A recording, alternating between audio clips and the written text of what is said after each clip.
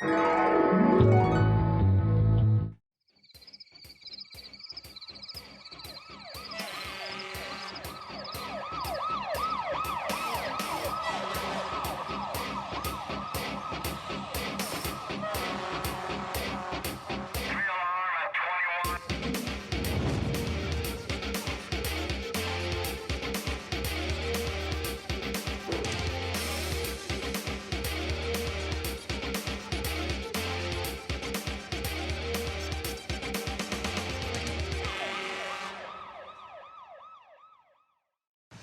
I'm Firefighter Ray, and today I am in Hightstown, New Jersey.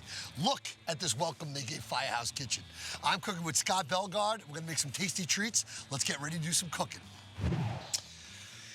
That was some reception I had coming in. That sign that says, "Welcome, Firehouse Kitchen Ray," as I pulled up in front of the Hightstown Fire Department.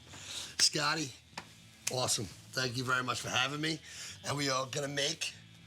Today is beef Cessna, which is basically a braised beef shank, and it could be served in many different ways. I'm gonna make it into a taco today because the firemen love tacos. We do love our tacos. But I'd say we could serve it in many different ways, including after it's braised over polenta, rice, mashed potatoes, risotto, whatever you like. But like I said, today we're gonna jazz it up on a taco. See, it was like an answer like that. Risotto, this, that, the other thing. I was like, oh, I gotta have this guy on the show. All right, so what are we gonna do first? Okay, so first thing we're gonna do is we're gonna get our beef shank here. We're gonna get it seasoned up, and we're gonna braise it. All right, so then I'll walk you through the steps. Quite simple. Is that I like for my beef shank, especially for the tacos, to have a smoky flavor to it. Okay. So we're gonna use a seasoning, a proprietary seasoning that I blend together. Mainly has smoked paprika, a little bit of taco seasoning, salt, pepper. Careful with the salt because we're braising it. It's going to reduce. Then it'll be too salty to use the liquid afterwards. Just a little tip there. So there we go. We'll get this going. Get this nice and seasoned up. So there, all nice and seasoned up. A little drizzle of canola oil in there. All right. Okay.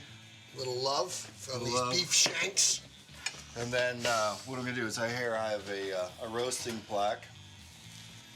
That's what we use to put the beef in. Okay. After our couple steps. After you braise it. No, actually after we sear it and brown it. Okay. The braising's gonna happen inside the oven. So. Okay, so we're gonna sear it first and then braise it. I have to get my terminology down. Yeah. Got it. So in the meantime, while that pan's heating up, I have some celery, onions, and carrots to make our what's called mirepoix. So explain mirepoix. Mirepoix is 3 vegetables, like I said, the onion. Something the American Indians did. Mirepoix. the French Indians. Oh, the French Indians. There you go.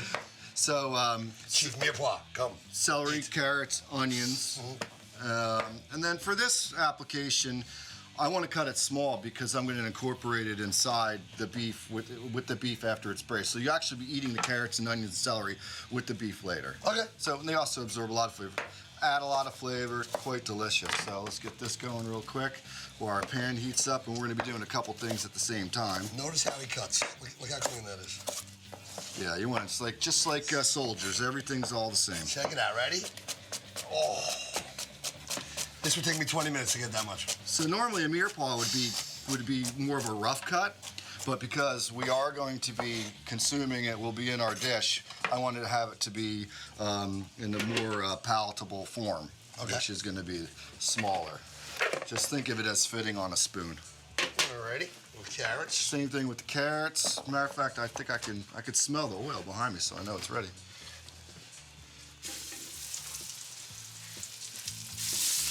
These bad boys seared up. Nice. Okay. How long do you want to sear them for? They're going to take about 5 minutes. 5 minutes per side? Or about 5 minutes per side. Okay. Depending on how hot it is. Okay. Just until they're brown is the key. All right, so 5 minutes per side. So we turn them brown. We got some tiny carrots here, so we'll do the best we can with them. I'm sure you'll have no problem with them, Chef Scott. Probably not. Is that what they call you in the firehouse, Chef Scott? No, they just call me Scott. There's no other nicknames? No, I don't have it. I was never given a nickname. Okay, so. And then that's good there. One of the other things I do is always work into a bowl. If you notice, that's showing I'm going to try to work from left to right. Okay. This, That's how you have everything set up. yeah, so, and I always keep a nice clean cutting board. Yes, I always keep a nice clean table and cutting board myself. No, I don't. I always seem to make a mess when I cook. There we are. My waste goes right in here. Not on the floor? Not on the floor. Not unless you want to Now, sweep the floor. I was talking to Scotty before, and how I say I like to throw stuff on the floor. Isn't that how they do it in restaurants? Commercial kitchens, most everything goes on the floor. You just don't have time to wipe things into a garbage receptacle or a can. It's just so fast paced.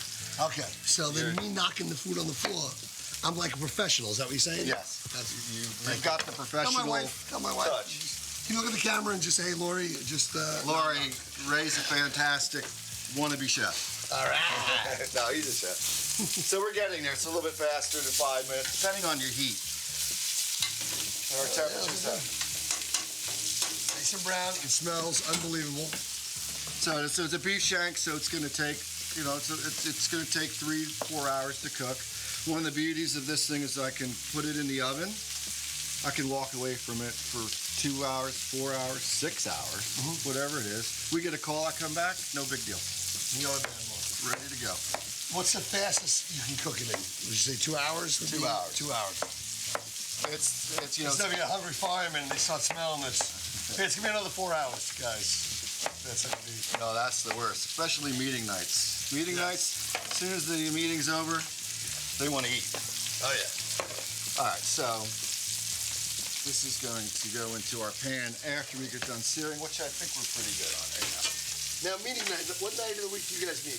Third Thursday every month. Third Thursday. In Bayport, we do Friday. We have a Friday night meeting. I always say, why don't we move to Thursday so then, we have the weekend with the family. But it's been like that for like 200 years, so what are you gonna do? There we are. I'm not complaining about my fire department on the show, by the way, just So, let's move it to Thursday. so then little garlic in here to help flavor it up. Mash the, here we go. Break it apart.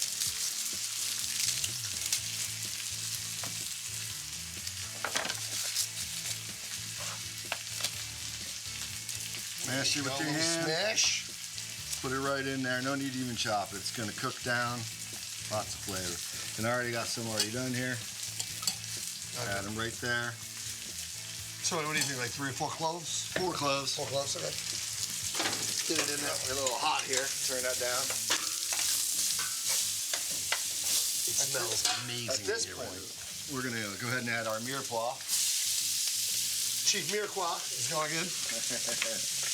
That's going to stick.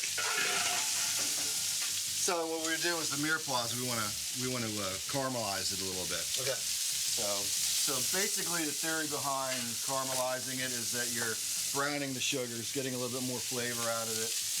You're also reducing your liquid out of what you're cooking. So think of it this way: less water, more flavor. Doesn't the Mirepoix produce its own liquid? Like it'll get Yeah, it's what you'll see. yeah, it's gonna boil down a little. All the Everything steam's from coming the out of it. vegetables. So the Mirepoix is just about done caramelizing, cooking down. So what we want to do is we're going to hit it with a little white wine. All right. Okay? And this is the deglazing process. Okay. So all the goodness from the meat and the seasoning and the Mirepoix, which I'll... Can we have a little white wine afterward? Always for the chefs. All right, good. That brown goodness that's in there, Yep. we want that. And this is how we get it. Very nice. So just a little hit, nothing crazy. Just a little hit, and it all cooks out. So now we move on to. I'll move It's this pretty over. impressive for Firehouse Kitchen. That's all I gotta say. So we have our beef shanks. We have our Mirepoix with the wine. I'm going to add some diced tomatoes. Now I just use the canned diced tomatoes, which is fine. And what we're using this for is just helps going to make the sauce, and plus the acidic value in it, it's going to help break down the beef. Okay. So it's going to make it more tender. So is that all gonna get mixed and this is gonna cook in that? Yes, the it is. Mirepoix? Wow. Yep. I'm liking this.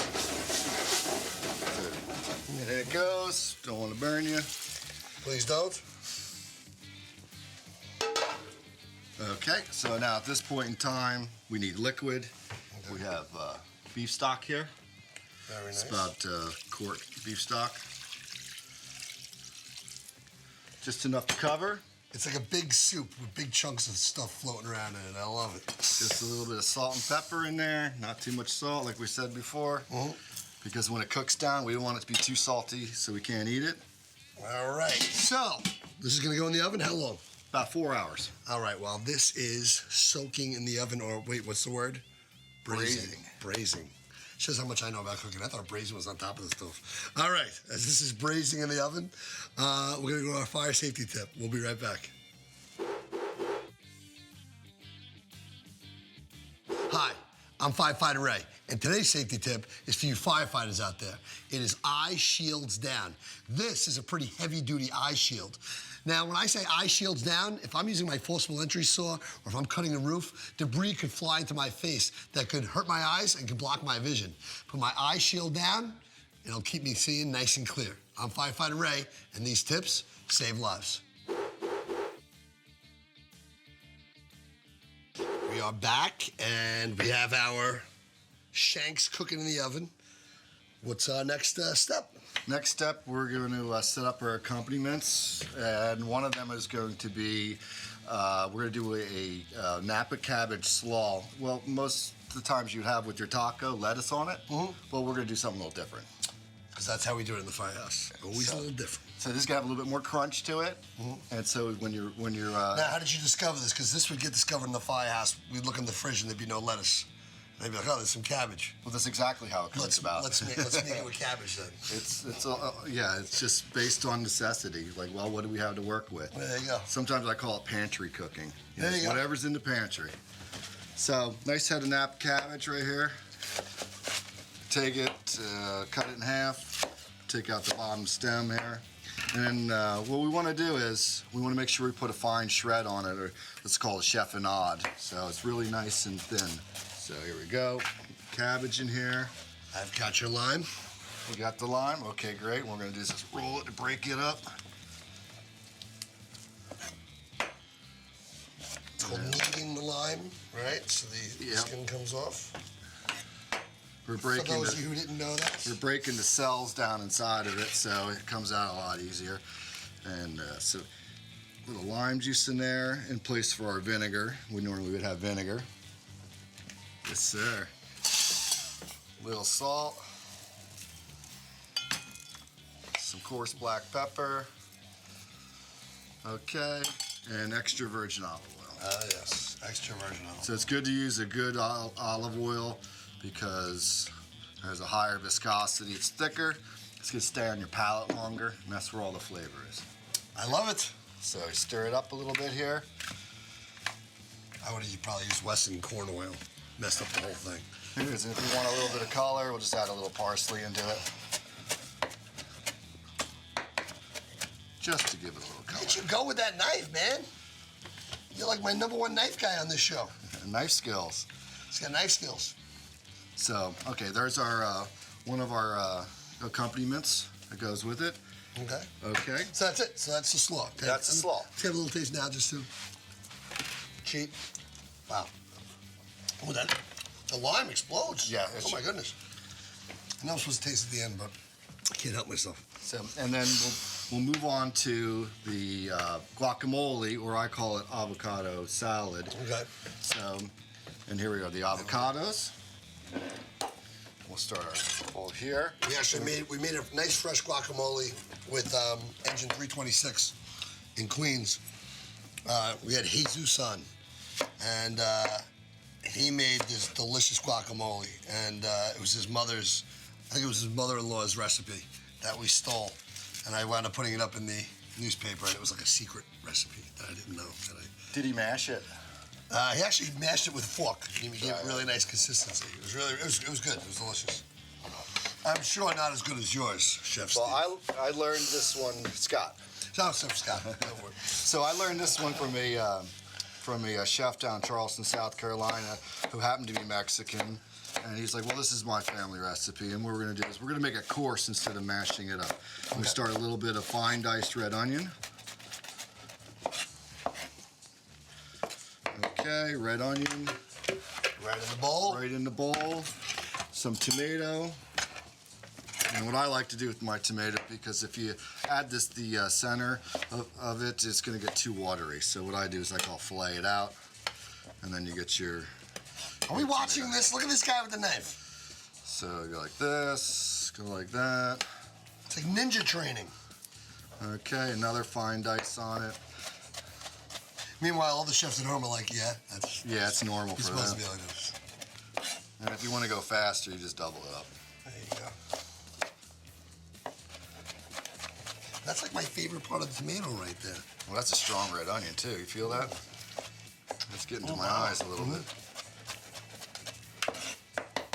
Okay, so there's our tomato. All in, okay. And then the next we're gonna do is we're gonna add the avocados. Here it is. I gave him too soon. That's all right. And how do you know it's a good avocado? The best way to do it is to squeeze the ends of it. The ends. Don't squeeze in the center, you bruise it. Okay. So it should just push in. Yeah, feel it. Yeah. Now, I didn't know that. I would always squeeze the outside. Yep. I'm learning all kinds of crazy So things. then you can tell when they've been squeezed when they're brown around the edges or bruised. Yes. And we don't want any bruising. And whenever my wife buys them, she buys them, they're hard. I'm just trying to get the label off for you. That's all right. We're not going to do anything anyway. I'll take that spoon down there. Perfect. So same thing here. And my wife would always, she gets them a little hard, so then when she's ready to use them, they're just right. Yep, and don't refrigerate your avocados. Nope. Just scoop them out like this. And now here's how my guacamole is different than most. It's because I'm gonna dice it, I'm not gonna mash it. It's got a little bit different texture when you're eating it, and you can also see the different ingredients. Ah, so you're not gonna smush it up. Nope. You're just gonna leave it as it is. Yeah, it's not gonna be a puree texture. We're gonna have it nice and chunky. This is pretty cool. All right, I try to do the avocados last because it messes up your cutting board pretty good. And avocados are super good for you. Yeah, the fish oil of the plant kingdom. Very nice. Okay, so here we are. So that's it. Nope, pepper. All right. Salt. A little bit of extra virgin olive oil. And you notice I'm not adding any lime juice to this. Okay. Because I have my lime in my slaw. And I personally don't like lime in my avocado because everything ends up tasting like lime. Well, you can probably just mix them together on the plate anyway, right? Yeah, so there we go. Just a quick toss. Scotty, this looks awesome. There it is. And if you want it spicy, add some hot sauce to it. I do want to taste that, but I'll wait. I will refrain myself from tasting it right now. Okay, so there's the guacamole. I had to taste. Hold on. All right, good. Okay, so the next step we're gonna do is we're gonna take the beef out of the oven. Okay. We're gonna pull it apart. All right. And we're gonna pull the beef apart and reduce the liquid inside of it. Okay. So let's get ready for that. Let's go to a fire fact right now, and we'll be right back. Hi, I'm Firefighter Ray, and today's fire fact is the cascade system. Now, I'm in full chief garb today, thanks to the Hightstown Fire Department. This is an Scba bottle. Scba stands for Self-Contained Breathing Apparatus. In a fire, this is a 45-minute bottle, which means it's supposed to have 45 minutes of working time. That's usually not the case. If you get a firefighter who's breathing heavy, he's got himself in quite a predicament, he might breathe faster, and he'll use this bottle up faster. So as he comes out of the fire, this is empty. We have more firefighters on the scene to go in. We use the cascade system. We open it up, we put the bottle in, we attach it, we put it back in, we close it. 3 minutes later, we have a full bottle for another firefighter to use. I'm Firefighter Ray, and today's fire fact is the cascade system. All right, well, this looks like something else. All right, we have a whole lots of goodies here. I believe I'm gonna make something. Chipotle Aioli. Chipotle Aioli. Just basically Chipotle mayonnaise. And we're going to simplify it so everyone and anyone can do it. Okay, so that is right up my alley. So first thing you're going to do is you add your mayonnaise. So we have about 3 cups of mayonnaise. All right, so I got my machine here. Get your RoboCoo food processor ready to go. 3 cups of mayo. I love mayo. I can actually eat mayo straight. That's how disgusting I am. You can eat butter straight too. Butter straight, like biting the bar. I could bite the bar. I did it in home ec one time. I made my teacher throw up. All right, anyway. And then you have here is your smoked chipotle peppers. Okay, some smoked chipotle Now, peppers. the good thing about this is it has adobo in it. You put them all right in there. It has adobo seasoning, which includes garlic, other ingredients, which you normally would add if it wasn't there. So it's basically you put those 2 ingredients in there, put the cap on it, and turn it on. And that's it? Yeah, you know, I put it on like this, and then yep, just like you did before, like that. And that's all the ingredients that go in? That's it. Yes, anybody can do it. I did it. All right, so let's assemble. Okay, let's do it. So we have our beautifully braised beef shank. And you see that sauce is gonna. Yeah, you know, I Go gotta ahead, just take do some, this really try it out. It's falling. Look at that, it's falling apart. Sorry, I'm the one eating it. See that? Even the Mirepoix that we had in there goes right in there. No need to be afraid of it. It's all full of flavor. Okay, so next thing we're gonna do is we have our cabbage slaw, our Napa slaw. It's gonna go in there. It's gonna add the crunch. So everything we made is going into this taco. Everything. I love it. Everything. All right. I'm thinking it's a good thing I didn't make any rice. So then here we go. So our guac. Beauty. A nice coarse cut guac. Okay, that goes there. Like a little sour cream, just sour enough cream. to smooth it out. Here's some queso fresca or farmer's cheese. Love it. Now, for the kicker, that sauce that you made. Well, we put some in a little jar right here. And then very cool. the Chipotle Aioli or Chipotle Mayonnaise, and we're just going to put a little drizzle on there, and it does make a world of difference. And there it is. Oh wait, we forgot the cilantro. Of course, because we're adding the cilantro, because I did not add cilantro to the guacamole, but here it is now. And it makes for a nice little presentation too at the end. There you are, sir. All right. Enjoy. I'm going to make a mess, so I'm going to take one of these uncooked ones. I'll use it as my plate, and then I can eat whatever falls out of my hand. All right, let's see what we got here. What do we call this again?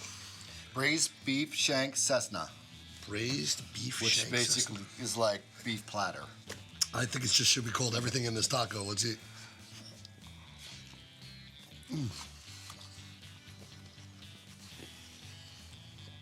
Are you kidding me? Right?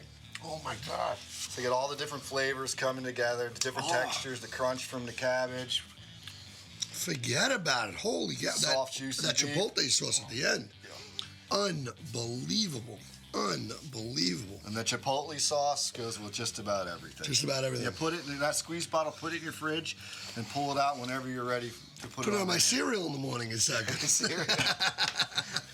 Thank you, Chef Scott. Thank you for And coming. thank you, Heightstown, for having me. This is a beautiful firehouse. Great time here. To find out more about Firehouse Kitchen, go to firehousekitchenshow.com, or you can friend us on Facebook at Firehouse Kitchen to find out how you come on Firehouse Kitchen, how you can be a sponsor of Firehouse Kitchen, or how you can donate to any of the charities that we do, the Terry Farrell Fund, the Iceham Fire Museum, the Burn Center, everything. Just go to firehousekitchenshow.com. And we will see you next time on Firehouse Kitchen. Wow! All right, I'm going to stuff my face with all my new words I learned. Chiffonade, braise, mirepoix. Oh my goodness. Aioli. Oh, it's like just a vocabulary of everything. Excellent. Let me stuff my face right now. Awesome. I'll see you guys next time.